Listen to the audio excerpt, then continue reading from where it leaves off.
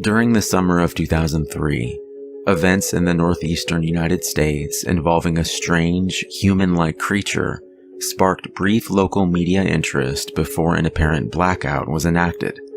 Little or no information was left intact, as most online and written accounts of the creature were mysteriously destroyed. Primarily focused in rural New York State and once found in Idaho, self-proclaimed witnesses told stories of their encounters with a creature of unknown origin. Emotions ranged from extremely traumatic levels of fright and discomfort to an almost childlike sense of playfulness and curiosity. While their published versions are no longer on record, the memories remained powerful. Several of the involved parties began looking for answers that year. In early 2006, the collaboration had accumulated nearly 24 documents dating between the 12th century and present day, spanning 4 continents. In almost all cases, the stories were identical. I've been in contact with a member of this group and was able to get some excerpts from their upcoming book. A suicide note, 1964. As I prepare to take my life, I feel it necessary to assuage any guilt or pain I have introduced through this act. It is not the fault of anyone other than him. For once I awoke and felt his presence, and once I awoke and saw his form, and looked into his eyes. I cannot sleep without fear of what I might next awake to experience. I cannot ever wake. Goodbye. Found in the same wooden box were 2 empty envelopes addressed to William and Rose, and 1 loose personal letter with no envelope. Dearest Linny, I have prayed for you. He spoke your name. A journal entry, translated from Spanish, 1880. I have experienced the greatest terror. I see his eyes when I close mine. They are hollow, black. They saw me and pierced me. His wet hand. I will not sleep. A mariner's log, 1691. He came to me in my sleep. From the foot of my bed I felt a sensation. He took everything. We must return to England. We shall not return here again at the request of the rake.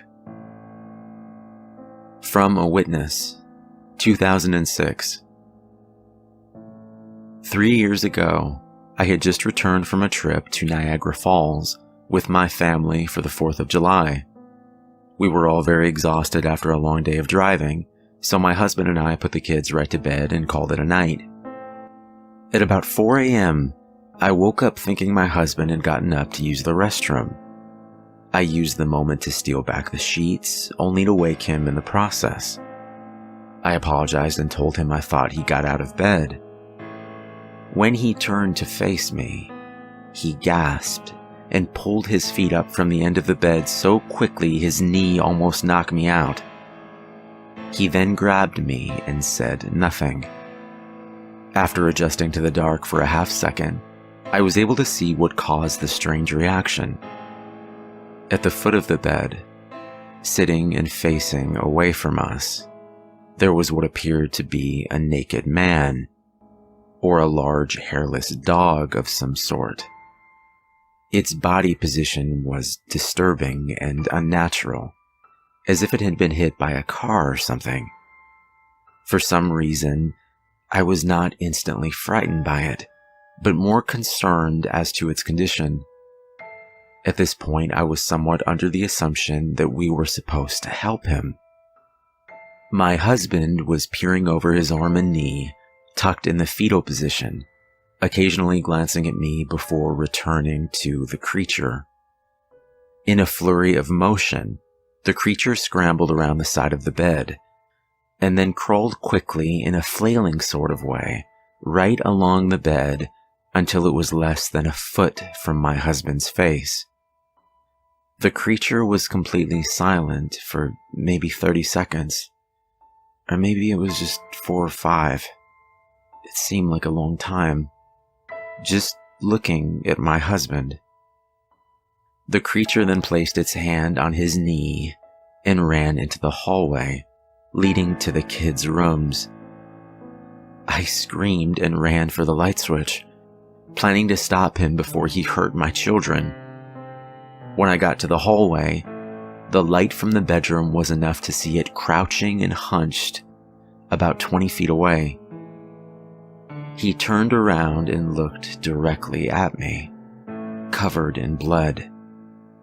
I flipped the switch on the wall and saw my daughter, Clara. The creature ran down the stairs while my husband and I rushed to help our daughter. She was very badly injured and spoke only once more in her short life. She said, "He is the rake." My husband drove his car into a lake that night while rushing our daughter to the hospital. They didn't survive. Being a small town, news got around pretty quickly. The police were helpful at first, and the local newspaper took a lot of interest as well. However, the story was never published and the local television news never followed up either. For several months, my son Justin and I stayed in a hotel near my parents' house. After we decided to return home, I began looking for answers myself. I eventually located a man in the next town over who had a similar story. We got in contact and began talking about our experiences. He knew of 2 other people in New York who had seen the creature we now referred to as the rake. It took the 4 of us about 2 solid years of hunting on the internet and writing letters to come up with a small collection of what we believed to be accounts of the rake. None of them gave any details, history, or follow-up. One journal had an entry involving the creature in its first 3 pages, and never mentioned it again. A ship's log explained nothing of the encounter, saying only that they were told to leave by the rake. That was the last entry in the log. There were, however, many instances where the creature's visit was one of a series of visits with the same person. Multiple people also mentioned being spoken to, my daughter included. This led us to wonder if the rake had visited any of us before our last encounter. I set up a digital recorder near my bed and left it running all night every night for 2 weeks. I would tediously scan through the sounds of me rolling around in my bed each day when I woke up. By the end of the 2nd week, I was quite used to the occasional sound of sleep while blurring through the recording at 8 times the normal speed. On the first day of the 3rd week, I thought I heard something different. What I found was a shrill voice. It was the rake. I can't listen to it long enough to even begin to transcribe it. I haven't let anyone listen to it yet. All I know is that I've heard it before, and I now believe that it spoke when it was sitting in front of my husband. I don't remember hearing anything at the time, but for some reason, the voice on the recorder immediately brings me back to that moment. The thoughts that must have gone through my daughter's head still haunt me to this day. I have not seen the rake since he has ruined my life, but I know that he has been with me in my room while I slept. I know and I fear that one night I'll wake up and I'll see him staring right back.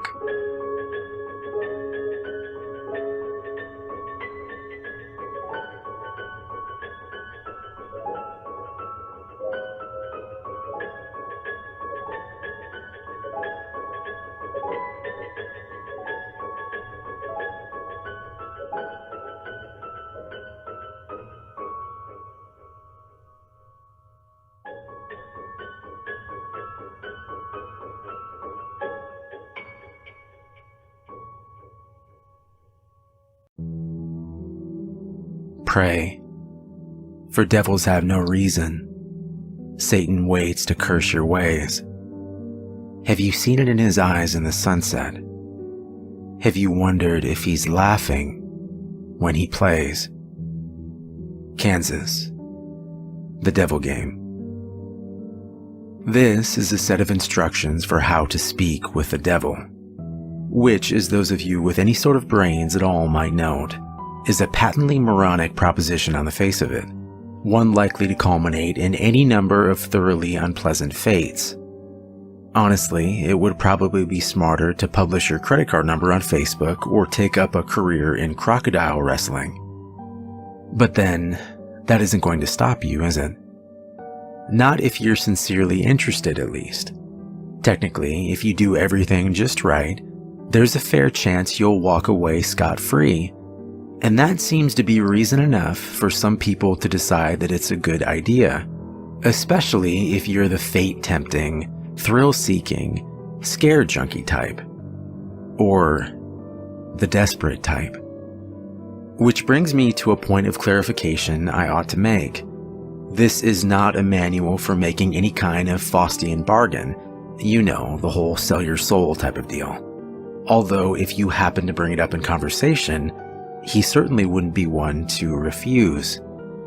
Following through with such a foolhardy bargain, however, would necessitate removing some of the protections which you will put in place for your conversation, and I don't think I need to spell out for you why that would be a bad idea. If you're really mathematically impaired enough to want to trade something that will last an infinite number of years for something that might last about 90 tops, there are plenty of other rituals out there for you to follow. This one, if performed correctly, should only allow the two of you to talk. This, perhaps, begs the question of why exactly you would want to speak with the devil in the first place. Maybe some of you just like the idea of making small talk with extremely dangerous occult entities, but for the sake of the human race, I hope most of you aren't quite that stupid. Short answer is, he knows things. Things that some of you might have a deep, vested interest in finding out. I mean, he's not omniscient or anything, much as he might like to pretend otherwise. He's not God.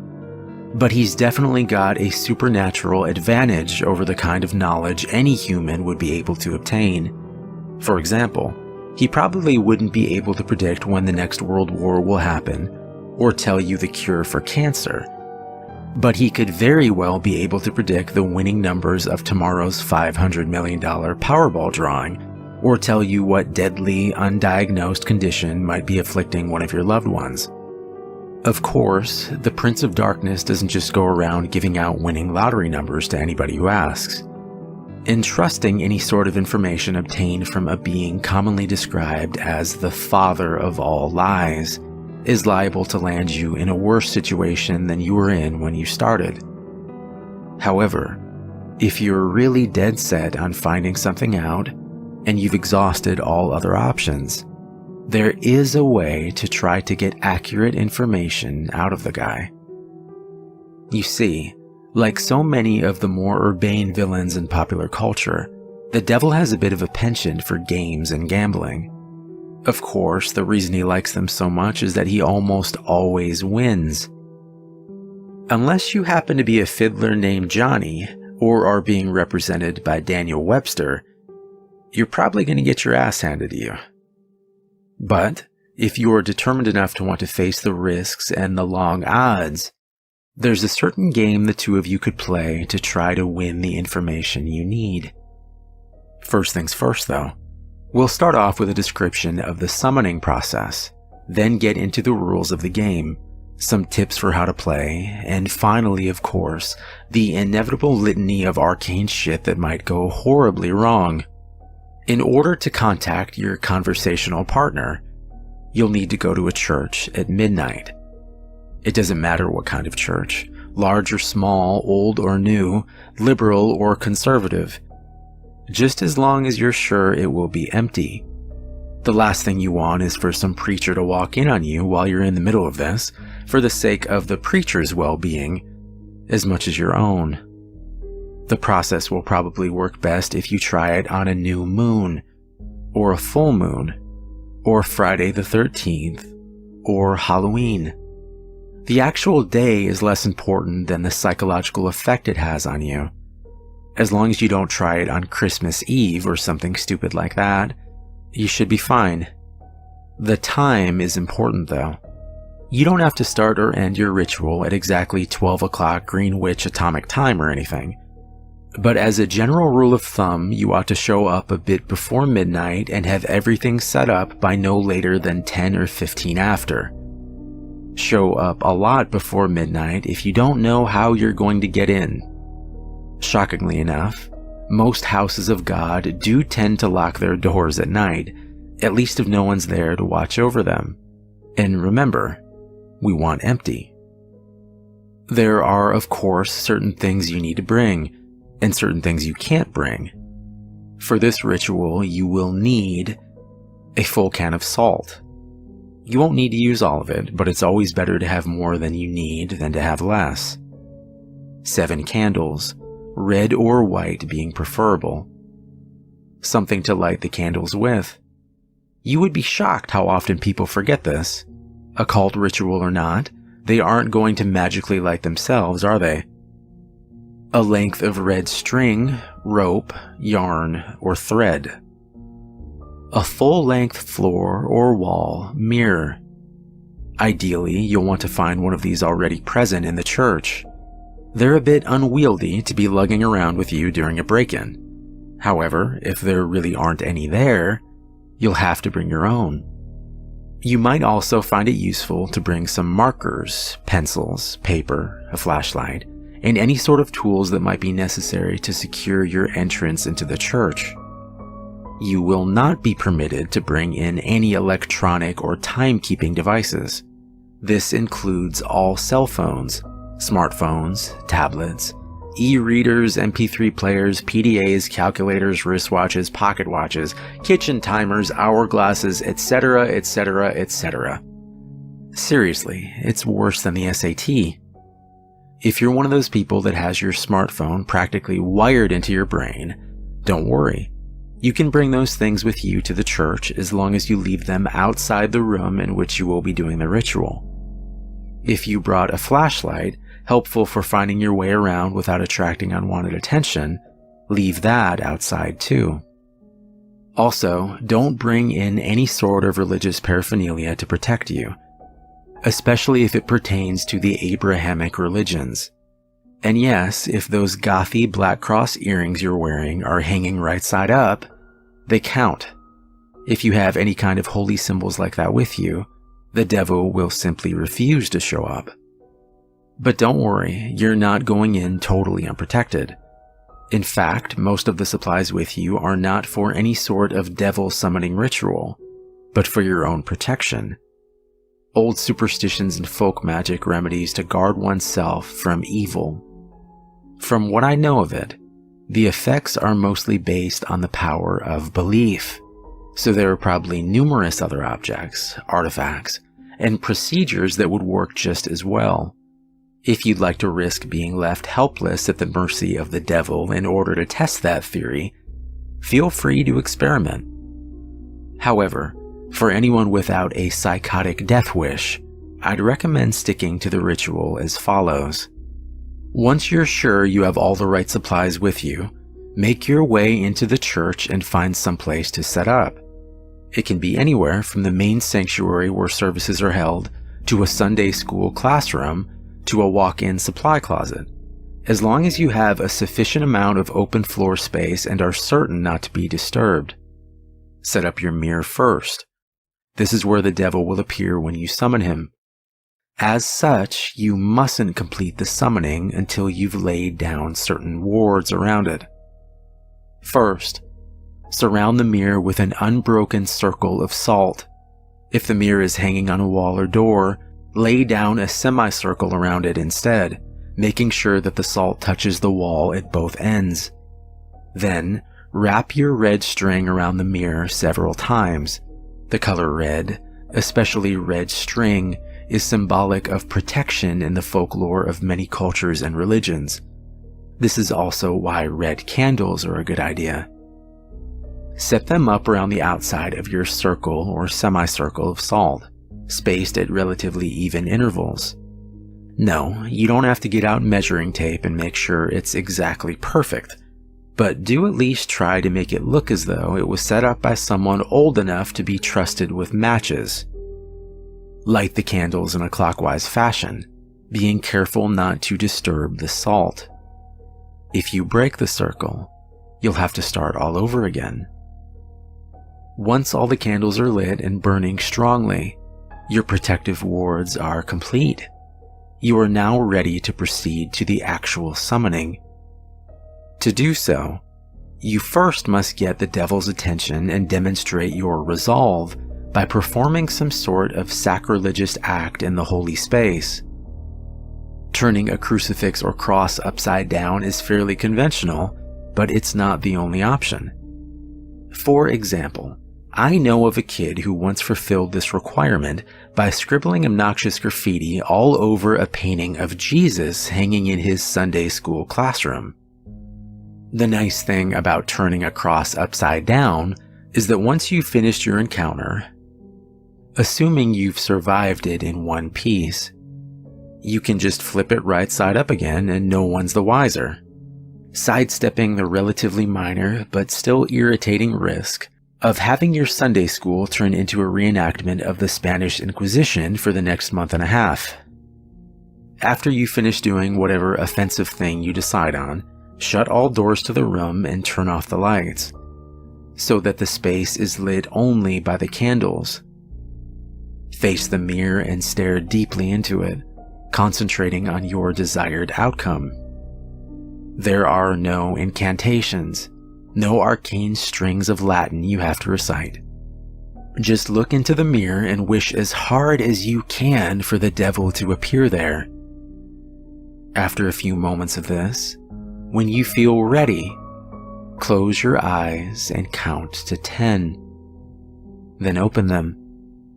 If all has gone correctly, you will no longer see your own reflection.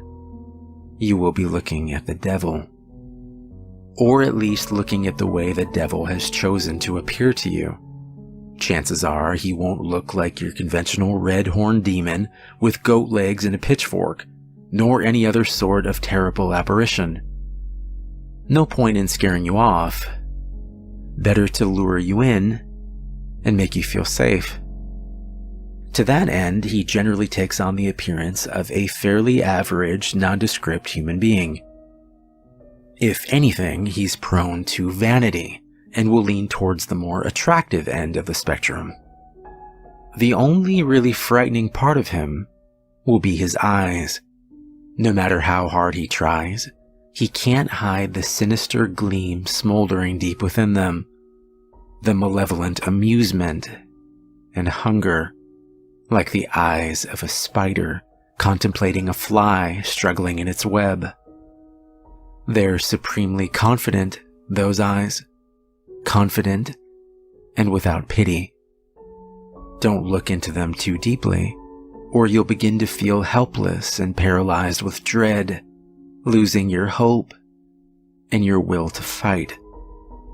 Since you'll probably be just standing there staring at him in shock for a few moments, having on some level expected for the ritual to fail, he'll initiate the conversation by asking you what it is you desire from him. If you can gather your wits enough to string together a coherent sentence, you should respond with something like, "I wish to challenge you in a game of question and response." Even if you don't get the words exactly right, he'll know what you mean, and he'll accept your request with a wide, predatory grin of anticipation. He's been playing this game for a long time, you see, and he's very good at it. Most humans, on the other hand, are very bad at it. This gives him a chance to, at the very least, thoroughly mess with your mind. And at most, well, we'll save that for the litany of shit that could go wrong. You'll have to play it very smart to avoid justifying his expectations. The general rules to the game are very simple. with a few caveats that can make things more complicated. He'll begin by asking you a question. He always initiates the game. It can be anything from a piece of obscure trivia, to a riddle, to an extremely personal inquiry. But don't worry, you won't be immediately plunged into hell if you give the wrong answer or anything like that. As a matter of fact, he won't even tell you whether you got the answer right or wrong. After you've answered his question, you get to ask him one in return. Now, here's where the consequences of your response come in. If you answered his last question correctly, he will respond to your question as honestly and accurately as he is able. However, if you answered it incorrectly, he is free to lie to you as he sees fit. Perhaps if you've asked him something you're better off not knowing, he'll tell you the truth about it anyway. But more likely, he'll feed you the most insidious, damning lie he can come up with. Either way, after he's responded, he'll ask you another question, and the process will repeat over and over again until you decide to call it quits.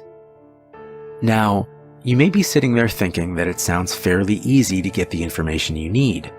All you have to do is wait for a question you can answer correctly, and then take that opportunity to ask him what you really want to know, ignoring everything else he said. Well, it's not that simple.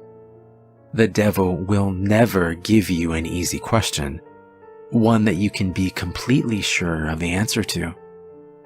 He may instead give you questions that you have some vague knowledge of, that you think maybe you know the answer to but aren't really confident, thus forcing you to endlessly second-guess yourself, obsessing over whether or not you can trust the information that he gave you next. Perhaps you'll think that what he said was a lie, wish it was a lie, but be eternally consumed by doubt, unable to fully convince yourself that you were wrong.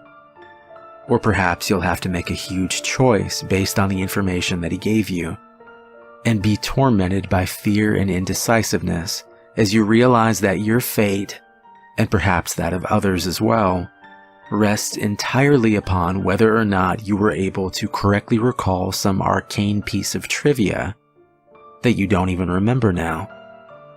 You'll never remember the exact questions the devil asked you, by the way. That would make it too easy for you to go back and check on your responses. Or maybe, instead of testing your knowledge, he'll ask you something personal, something you even lie to yourself about. You'll answer back to him, thinking you've gotten the question correct. No, I don't resent my sister. Yes, I would turn the money into the police. But he'll know better. He'll know better than you do that you're lying, and he'll lie to you in return. And you'll believe him. You'll believe him until you are no longer able to deceive yourself, and by then it might be too late. Or maybe he won't even give you a chance to get an accurate response at all. Maybe he'll just ask you endless strings of completely impossible questions, making you more and more frustrated and disheartened as you realize you'll never be able to force him to tell you the truth. Questions like, what was the exact height of Mount Everest in centimeters in the year 1666? There are a couple of ways to short-circuit this particular strategy, however. Additional rules and courses of action that make the game more interesting and prevent you from being stonewalled completely. Although, in all honesty, he probably wants for you to try one of these options anyway. The first option is to ask him a riddle instead of a question. If you somehow manage to stump him and he answers the riddle wrong or gives up, he'll be obligated to give you a truthful response to your next question. If he answers the riddle correctly, once again, don't worry, he won't pounce on you like a sphinx or drag you into hell. What will happen is that he will get a pass, allowing him to lie in response to one question he would otherwise be obligated to answer truthfully. Honestly, if he gets a pass, you might as well just give up and quit the game right there, It's nearly impossible to determine when he's telling you the truth under the best of conditions. Adding another layer of complexity by constantly trying to figure out when and if he's used his pass, it's about enough to make any normal person's brain explode. There's no way. Just forget it. The second option is for you to take a dare from him. If you accept it and vow to follow through, then once again he'll have to answer your next question truthfully. If you choose instead to reject it, he'll get another pass. Now, before you freak out and reject that whole idea completely, you should know that he won't ask you to do anything overly dramatic or unspeakably evil, like blow up a hospital or murder somebody. As a rule of thumb, most dares won't involve direct loss of life or any major felonies. However, they certainly won't be easy. Inflicting severe pain on yourself, doing something that terrifies the shit out of you, cutting off a treasured relationship, publicly humiliating yourself or someone you love, all of these things and more, things you might not even be able to imagine, are completely on the table. If you're willing to go that far, to put yourself in that kind of position, you'll get your answer. However, if he manages to come up with the one thing you know you simply can't or won't do, well, then once again you might as well just quit. One last thing. Don't think you can tell him you're going to do something and then just not do it. If you accept a dare and then don't follow through with it, well, let's just say there will be consequences. Just suck it up and keep your promise, no matter what it was. Trust me, you're better off that way. Finally, when you've either gotten the information you wanted or given up on it completely, you may end the ritual by simply thanking the devil for accepting your request, bowing politely at the waist, and bidding him farewell. The surface of the mirror will seem to swim and flicker for a moment, and then you will be looking at your own reflection again. Only when you are absolutely certain that you're looking into your own two eyes again, may you turn away from the mirror, flick the lights back on, and begin dismantling your protections. Now, and this is important, even if you haven't gotten the information that you wanted, you must end the ritual in this manner before 66 minutes have elapsed. Well, I suppose that technically you have 66 minutes and 6 seconds. Subtle, right? But if you're seriously going to try to cut it that close without any kind of timekeeping device, you're probably screwed anyway.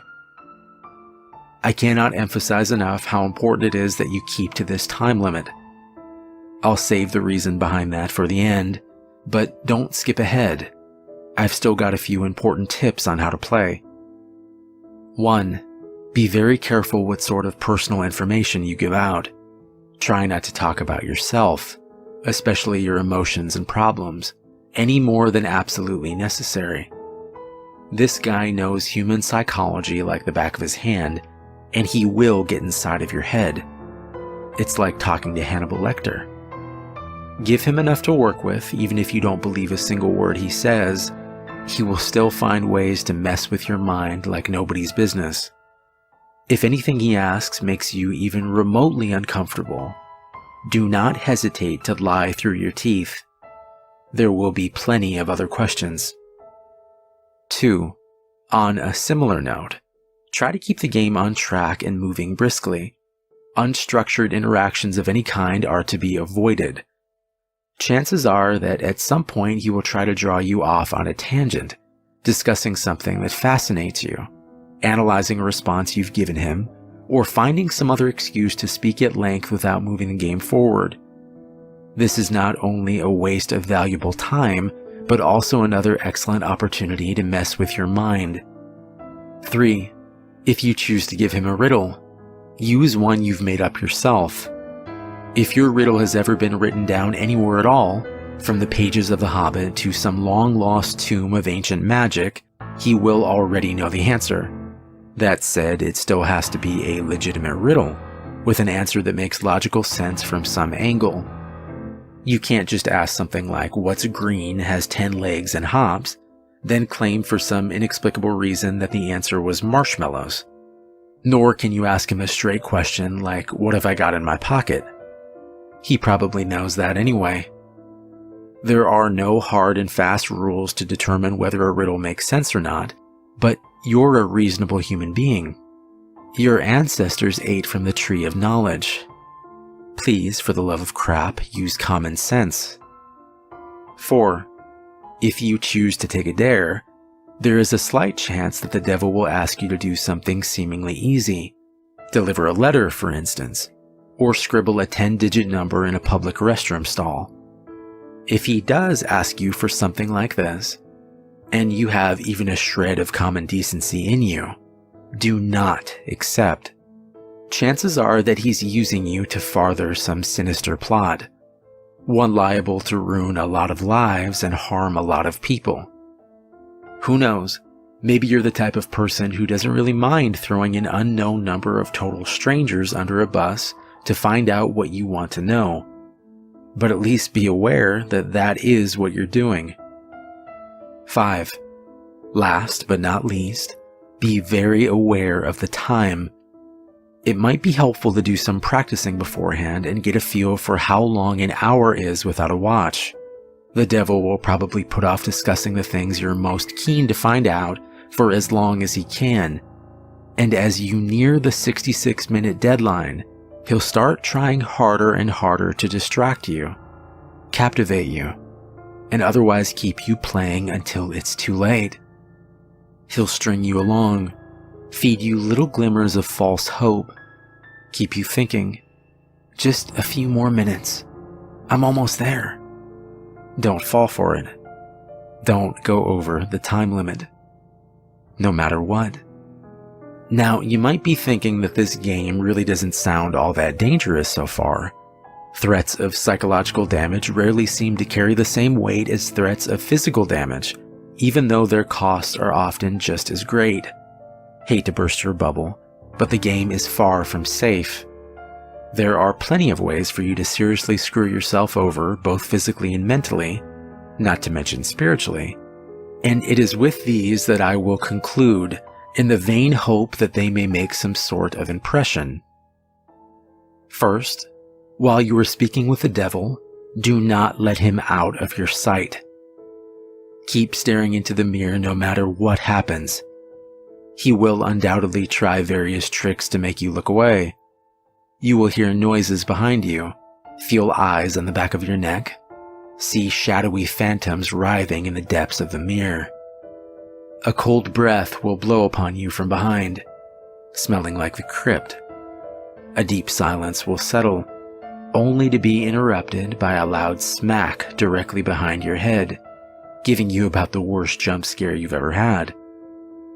Hell, the devil may even abandon a measure of his own dignified facade and give you a sudden jump of feigned shock, shouting loudly and pointing behind you with a very convincing look of terror on his face.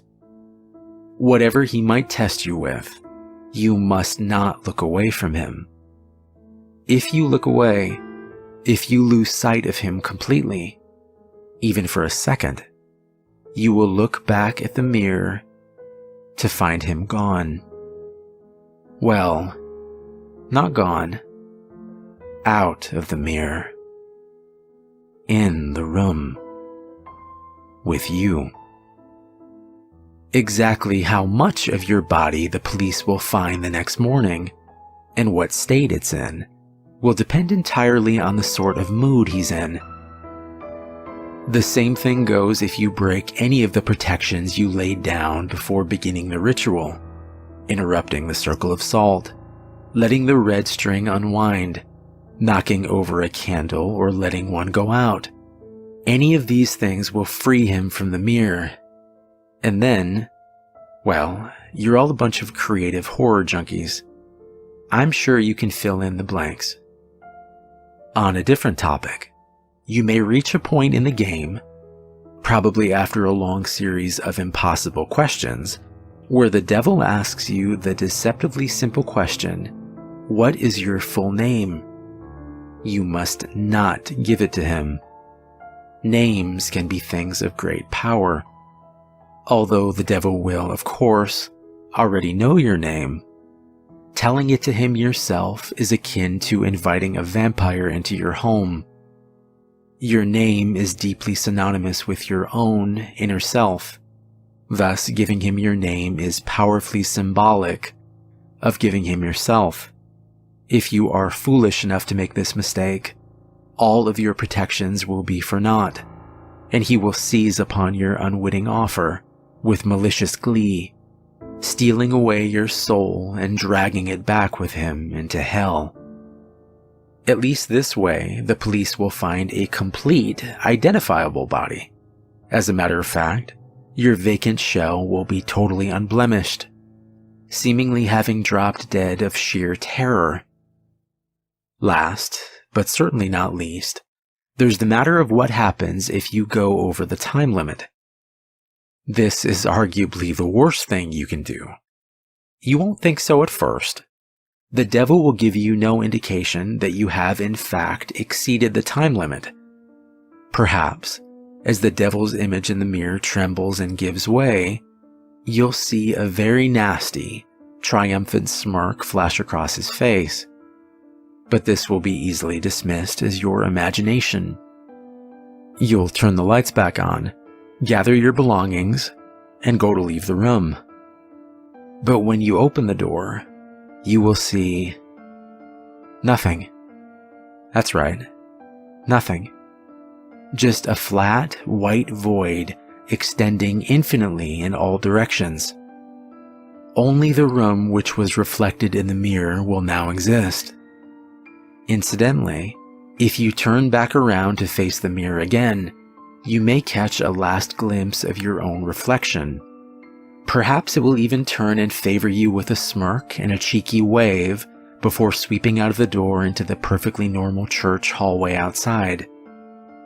As you may have already figured out, you yourself are no longer in the church. Your soul is now trapped in the mirror, and the devil has taken the liberty of possessing your body, now that you're no longer using it. Pound on the glass and scream all you like. You'll never get out on your own, and no exorcist can help you. But don't worry, it's not like you're in hell, right? At least, not necessarily. What you have to understand, see, is that a human soul stripped bare of its flesh is a deeply volatile and vulnerable thing, especially when trapped in the land of the living. You are now an entity of purely mental properties, and as such, the barriers between what is real to you and what is imaginary have been completely dissolved. As you fill that reflected room with your anger, your sorrow, your fear at being trapped, these emotions will begin to coalesce, giving form by your mind. If you're not particularly imaginative, these creatures may not be too terrible, may not be able to inflict too much horror and pain. With time, you may even be able to teach yourself to get rid of them. If, however, yours is a mind haunted by monsters, a mind that is vibrantly creative and imaginative and more than usually twisted, well, there's no telling what horrors might come clawing their way out, tasting sweet release from the confines of your own subconscious, hungering for your terror and suffering. They will refuse to be banished, dragging you kicking and screaming into an endless positive feedback loop of pain and fear. Needless to say, if you're a regular patron of places like this one, you're probably pretty well screwed. There's only one way to find release from the mirror and the world that you've created therein. They say that if you call to the devil once more and ask him to free you from the mirror, he'll be willing to take you out. For the usual fee, of course. Who knows? Maybe if your imagination is twisted and powerful enough to create a personal hell that leaves you begging for the real thing, those talents might be put to good use. There are over 7 billion people in the world after all. Even the devil himself can't be messing with all of their minds at once. Talented help is always appreciated. Of course, the corollary to your being trapped inside the mirror is that the devil now gets to do whatever he wants in your body until sunrise. At around that time, your body will mercifully drop dead from the strain of the possession. Autopsy will probably identify the cause as some sort of coronary event. Don't get too relieved though. He's perfectly capable of stirring up plenty of trouble in those few hours. For instance, he may decide to do something big and dramatic, like purchase a large meat cleaver and go on a murder spree, starting with the names in your address book and working his way out to complete strangers if he has time. Or perhaps he'll focus on only one person, someone who trusts you completely, using your persona to get him or her alone and vulnerable. And then, well, no need to describe it here. Once again, I'm sure you can think of a few things. Starting to see why I called this the worst outcome yet? Of course, there's also a chance he won't lay a finger on any of your loved ones, instead deciding to do something a little more subtle, more insidious, like drop off a few nondescript, unmarked packages on certain doorsteps in the dangerous part of town, or locate a particular dusty, age-yellowed text in the storeroom of your local library and intentionally misfile it in the young adult literature section. Or whisper 7 very choice words into the ear of a distracted-looking young redhead waiting for the 3 a.m. subway train. Or maybe he'll decide that, in this age of waning superstition, not enough people are getting interested in his games. Maybe he'll decide he needs to get the word out a bit more, do a bit of networking, attract some new suckers, challengers. Maybe he'll take a quick peek at your browser history, see where the impressionable, curious minds are hanging out these days. Maybe he'll even write a quick tutorial, in modern parlance rather than some inscrutable, obsolete, demonological text, post it on the internet, and see how many bites he gets. Maybe I really shouldn't have gone there, but if you've made it this far without shying, a little twist at the end isn't going to put you off, is it? I'm sure there are plenty of intrepid adventurers among you with burning questions you'd like answered, and you're all a smart bunch. You know the pitfalls. You know the conventions. You live and breathe this sort of thing, do you not? There's no way you'd fall into any of the obvious traps, right? You're not some Dick or Jane off the street, after all. You'd be bringing a whole new level of competition. You would. Oh, excuse me, just a moment. I think I hear someone calling for me. What? You want out that badly already? Must be one hell of an imagination you've got. Perfect.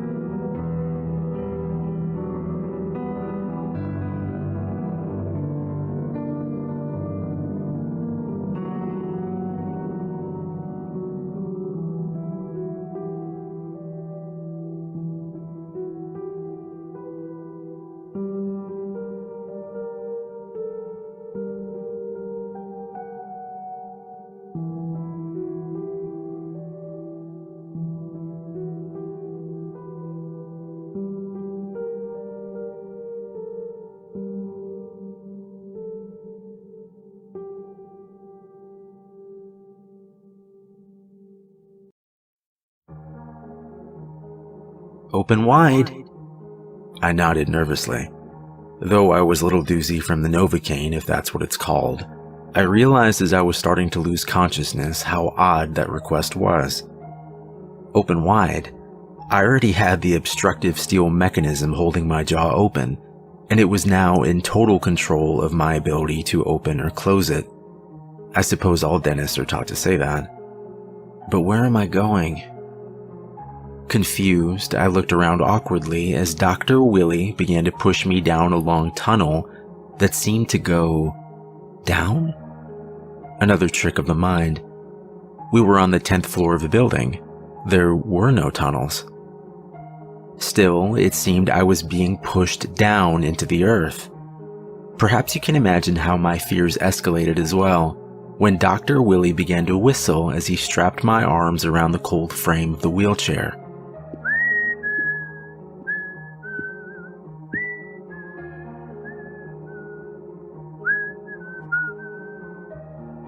Was this normal?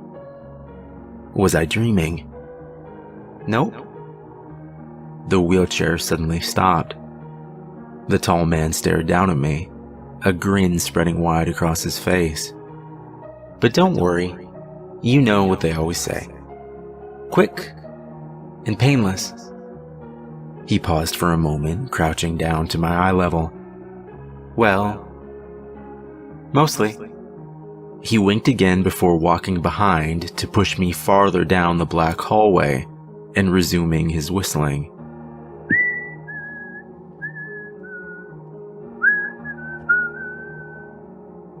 He turned the hand crank that attached to the metal tool controlling my jaw, and I would have screamed in pain if I could have.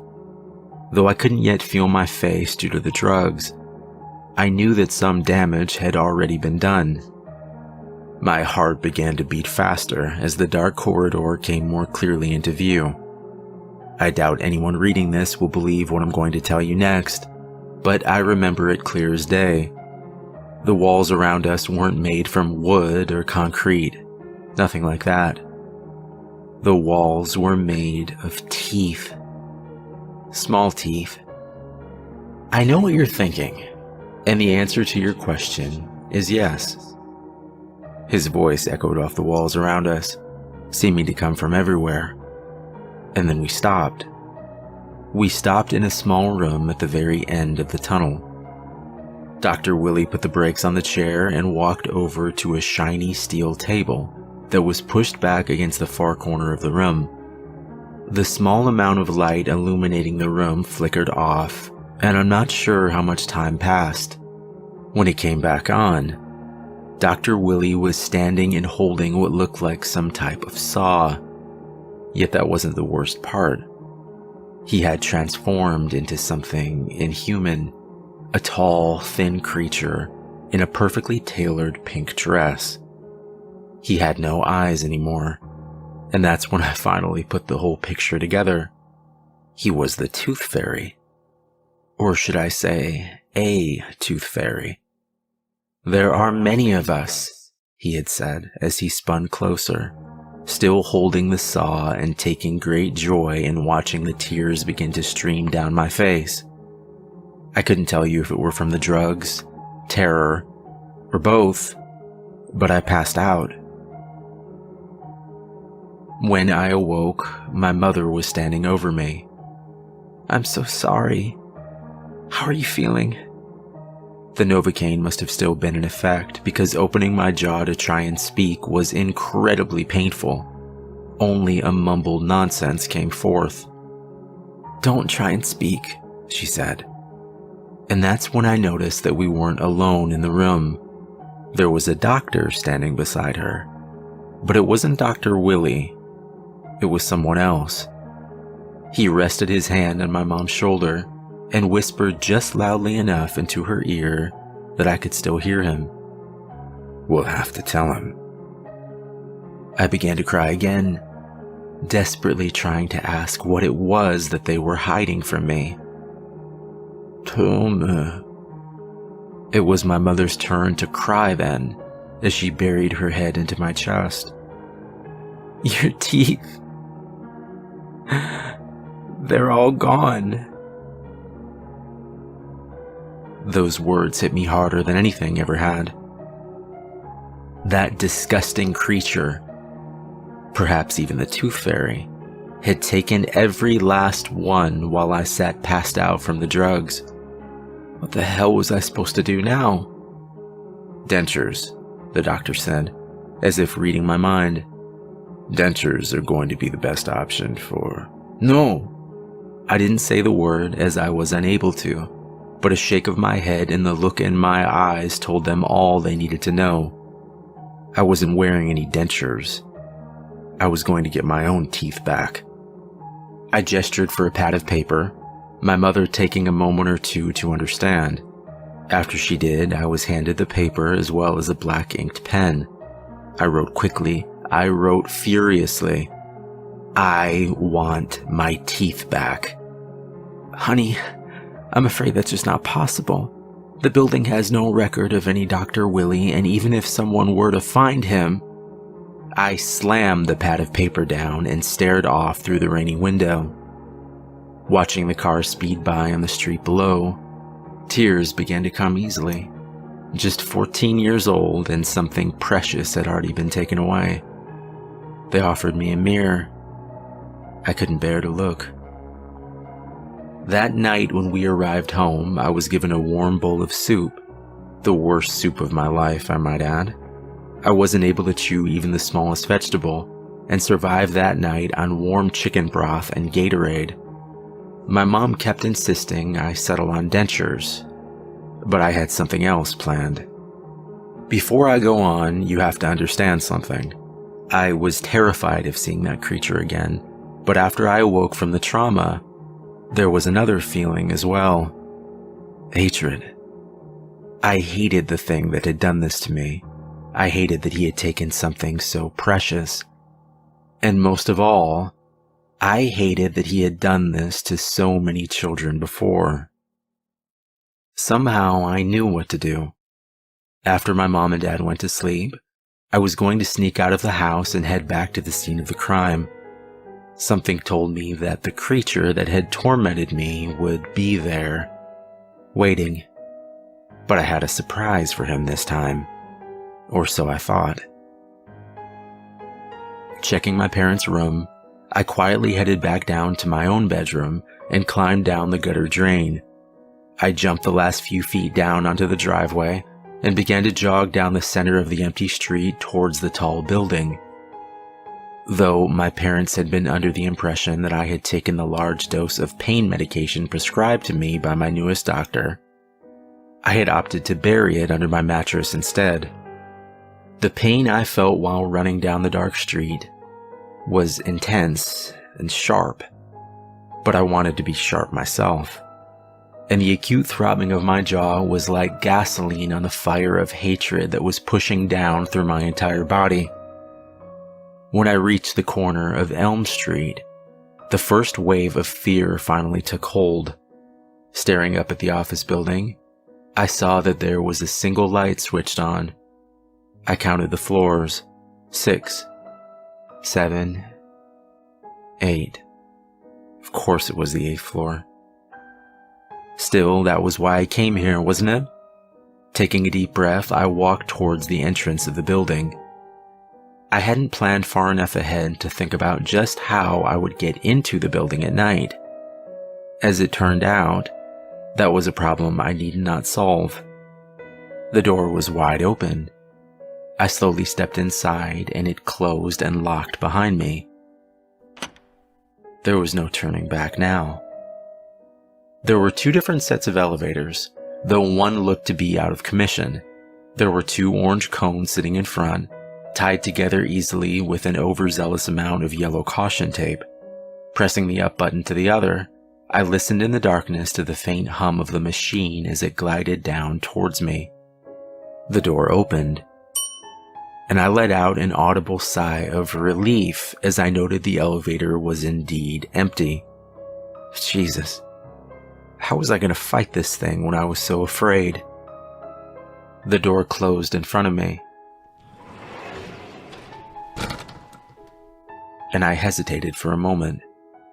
Before I could even gather the courage to press the button, The number 8 lit up like a Christmas tree, and the elevator began to rise. As it rose, I got as ready as I could be. I summoned whatever courage I had left, telling myself that if I didn't stand up to this creature and try to kill it, who would?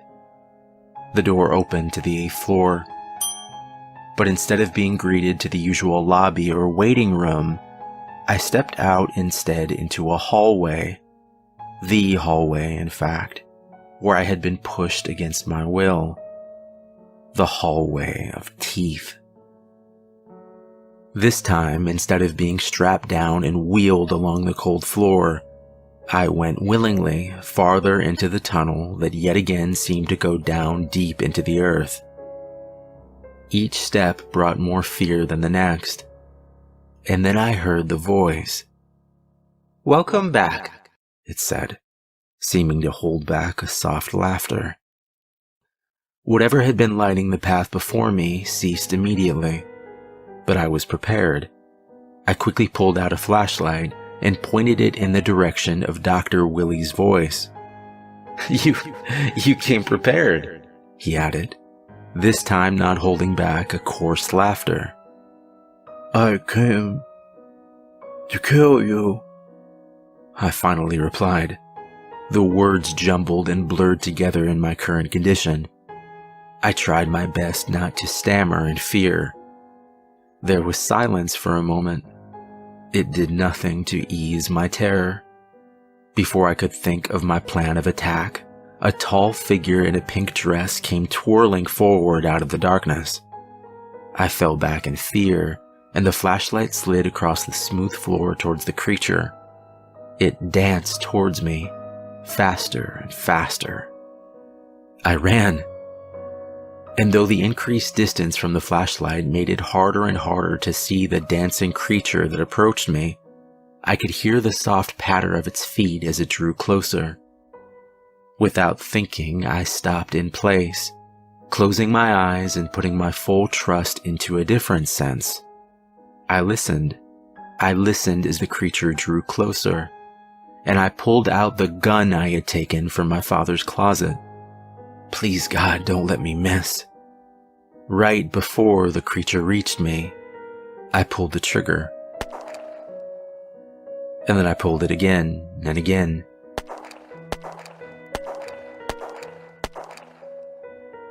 I pulled it until the clip was empty, and then I collapsed onto the floor and waited for any sign of movement, or even worse, laughter. But there was nothing. And a short time later, I walked back down towards the flashlight I had left behind. Scanning the hall carefully, I saw no sign of the creature that had pursued me. I hadn't killed it after all. I reloaded the gun quickly. Though my cell phone still works, I can't seem to find my way out of the tunnels of teeth. They seem to go only in one direction, down, farther and farther into the earth. And I only have 3 bullets left. I hadn't managed to kill the creature, but I was still alive, and I still had a shot.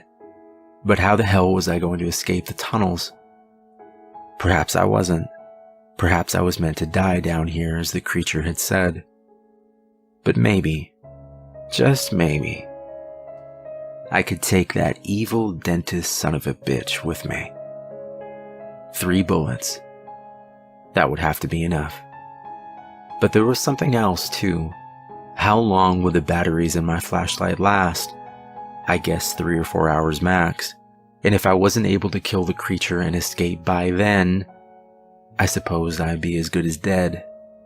But if I could find him while the light still shone brightly, if I could find him while the meandering passages of children's teeth could be seen, maybe I could aim truer this time. Maybe I could kill it. Walking slowly around each corner, I turned the flashlight ever so cautiously, hoping I was ready for the creature to appear. Hours passed by quickly, until my watch finally froze at, you guessed it, midnight. Maybe it was my imagination, but it seemed that just as my watch hit that time, the angle of the tunnel seemed to slant even more downwards. No, not my imagination at all, I realized. It was as if the whole world I was in rotated on an axis right at that time, the path I was on now becoming almost vertical. I threw the flashlight into my bag and grabbed onto the teeth around me as strongly as I could. Though I couldn't see without the aid of a flashlight, I could feel a bottomless space below. Please God, let it keep turning. Though I had tried rock climbing a few times and had done fairly well, I could feel my hands start to tighten up and weaken. I wouldn't be able to hold on much longer, and I would soon fall. A million thoughts rushed through my mind then, everything from my parents' reaction to losing their only son, to the curious question of would my body ever even be found down here. The muscles in my arms finally gave out completely, and I fell. I fell downwards into endless darkness.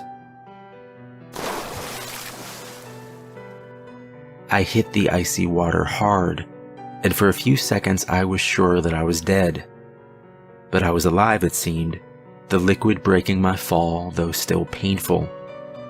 From the acute pain on my left side, it was clear I had broken a rib or two, and from how difficult breathing had become, it wasn't altogether impossible that the fractured bone hadn't pierced my lung. Coughing as I tried desperately to stay afloat, I wondered if the warm sensation around my mouth was from the pool I swam in, or produced from my own damaged lungs. I felt the sand below my feet then, and a feeling of relief as I collapsed onto the murky shore around the body of water. Lying there until I could breathe steadily again, I began to rise to my feet and survey the new environment. The damp air pushed down into my lungs, and though I wanted to breathe in deeply, I knew I needed to work hard to slow my breathing.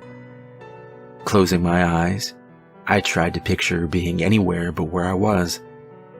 Only one picture kept flashing again and again in my mind, the pink-dressed creature I had met only a day earlier. I dug my hand deep into my skin to try and dull the pain, and then I headed towards the faint light emanating from a few yards away. When I reached it, I began to understand what this place was. A tomb of sorts, or a gallery. The burning fireplace directly ahead of me illuminating the vast walls and ceilings around. There were teeth as there had been in the hallways where I had fallen from, but there were bones here as well. The bones of children. Bones and teeth were woven together in murals, each one a more disturbing and terrifying scene than the next. "You made it easy on me," the voice called out from behind. I quickly turned, but it was too late, the familiar prick of a needle piercing the flesh of my neck. Before I could grab my father's gun, I felt my legs and arms turn into jelly, and I collapsed onto the damp sand below. I was losing consciousness quickly, but the voice still continued. "Normally I have to carry them down here." There was a faint laughter as the creature began to dance in joy. My eyes were seeing double, but I remember the creature's arm gesturing out slowly towards a blank space on the wall. "This will be your exhibit. It's beautiful, isn't it? I'm thinking of putting your left arm where your head is now, and then stitching your teeth beautifully around your ears. The pattern will be lovely, don't you think?" You did all this?" I asked weakly. The creature stopped twirling then and cocked its head towards me as if it were a dog. "I did some of this. Remember what I told you? There are many of us." It paused for a moment. "Time to die. But don't worry. You'll live forever in a way." For the first time since it had stolen my teeth, I did something I hadn't. I smiled. I smiled wide, and with my smile came a rising laughter. I pulled out the gun, aiming it at the creature, which I now saw 3 of, as whatever medication it had injected me with found its way deeper into my system. 3 bullets. 3 of you, I whispered, before pulling the trigger. The creature's look was more surprise than anger as the 3rd bullet finally struck true. It fell to its knees and did something unexpected. It pulled out the teeth it had taken from me and extended its arm out in my direction. Here, you've earned them. Getting up weakly, I reached out and took hold of what was mine. I gave one last look at the creature before beginning my journey out of the strange labyrinth. My vision was still failing and my steps wobbly, but I remember its last words clearly. Remember to floss.